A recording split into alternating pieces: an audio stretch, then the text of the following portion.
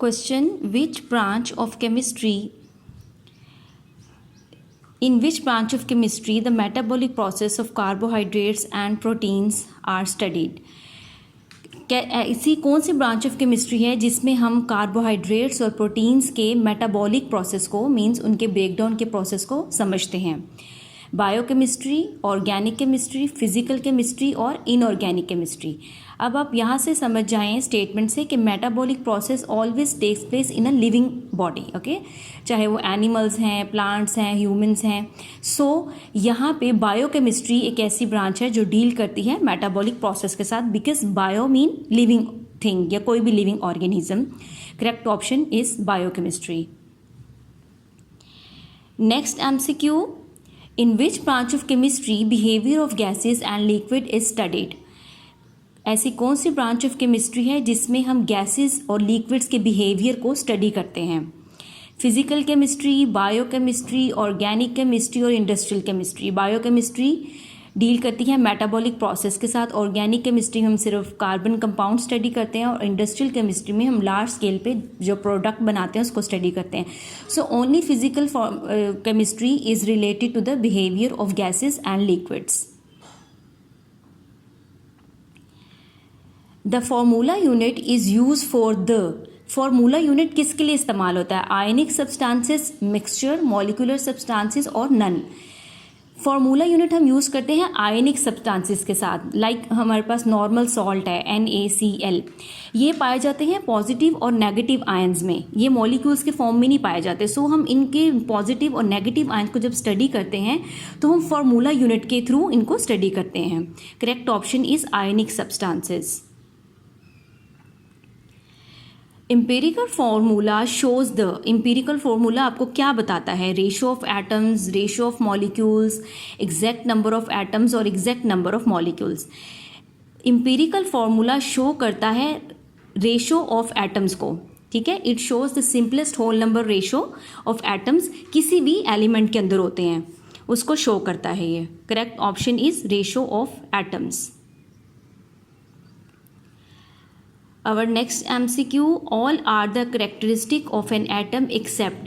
इन चारों में से आपने कोई एक ऐसी स्टेटमेंट फाइंड आउट करनी है जो कि एटम की प्रॉपर्टी नहीं होगी, करेक्टरिस्टिक नहीं होगी। So one by one: it is electrically neutral, it has a net charge, it is the smallest particle of an element, it can take part in chemical reaction. One by one इसको दोबारा से translate करते हैं। It is electrically neutral, atom is always electrical neutral, क्योंकि इसमें positive और negative charges आप में जब कैंसिल हो जाते हैं तो रिजल्टेंटली एटम न्यूट्रल रह जाता है। It has a net charge, atom के ऊपर कोई नेट चार्ज नहीं होता क्योंकि ये होता ही इलेक्ट्रिकली न्यूट्रल है।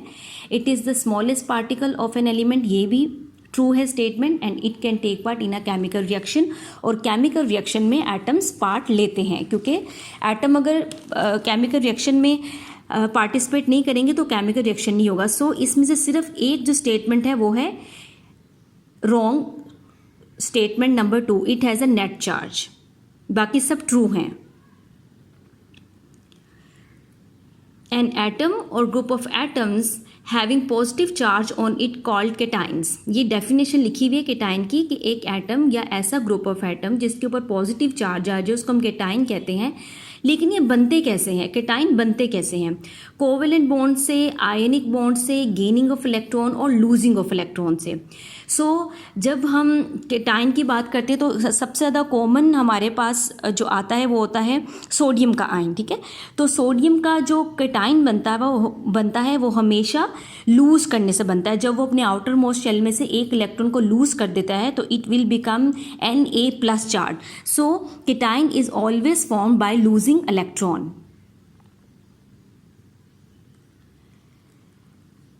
Sulfuric acid H2SO4 is extremely corrosive to skin. Which branch of chemistry is this? इसके सबसे पहले हम फॉर्मूला पे देखते हैं H2SO4। अब यहाँ पे ऑप्शंस हैं analytical chemistry, inorganic chemistry, environmental chemistry and organic chemistry. अगर हम ऑर्गेनिक केमिस्ट्री की बात करें तो इसमें हम सिर्फ कार्बन कंटेनिंग कंपाउंड की बात करते हैं। इन्वायरमेंटल केमिस्ट्री की बात करें तो ये हमारे इन्वायरमेंट से लिंक नहीं है।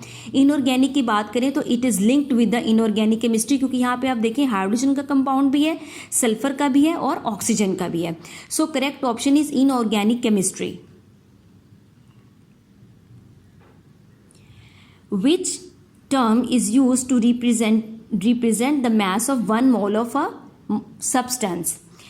Mole, gram molecular mass, formula unit और molar mass। इन चारों में से कौन सी एक ऐसी टर्म है जो रिप्रेजेंट करती है किसी भी सब्सटेंस का एक मोल? ठीक है, तो सबसे पहले आपको डेफिनेशन याद होनी चाहिए।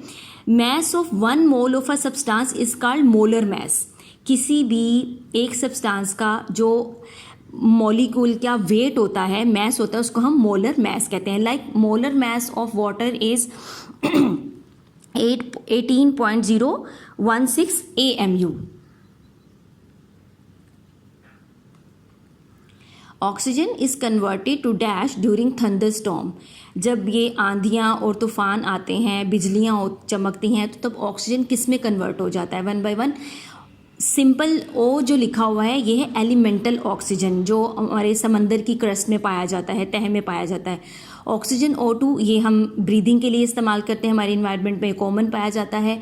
O3 this is called ozone and O4 is tetra oxygen, इसमें ऑक्सीजन के 4 एटम है, it is also called oxozone. So during thunder storm oxygen is converted into ozone. Option 3 is correct. Atomic mass of carbon C is 12 AMU. Its gram atomic mass is, atomic mass of carbon is 12 AMU होता है, तो इसका ग्राम atomic mess क्या होगा? सबसे पहले हम ये समझेंगे कि ग्राम एटॉमिक मैस होता क्या है। Gram atomic mass of an element express is gram. किसी भी जब हम एलिमेंट का या एटम का एटॉमिक मैस एक्सप्रेस कर देते हैं, उसको हम बताते हैं ग्राम्स के अंदर, तो उसको हम कहते हैं ग्राम एटॉमिक मैस। अब यहाँ पे क्योंकि कार्बन का 12 AMU है, तो यहाँ पे इसका जो ग्राम में होगा वो 12 ग्राम होगा। इसकी नंबरिंग में चेंज नहीं आएगी, जस्ट इसके जो यूनिट्स हैं AMU से हम शिफ्ट कर देंगे इसको ग्राम के अंदर। Thanks a bunch for your support. To learn more, watch videos, like and share with your friends and follow for more. Till then, Allah Hafiz.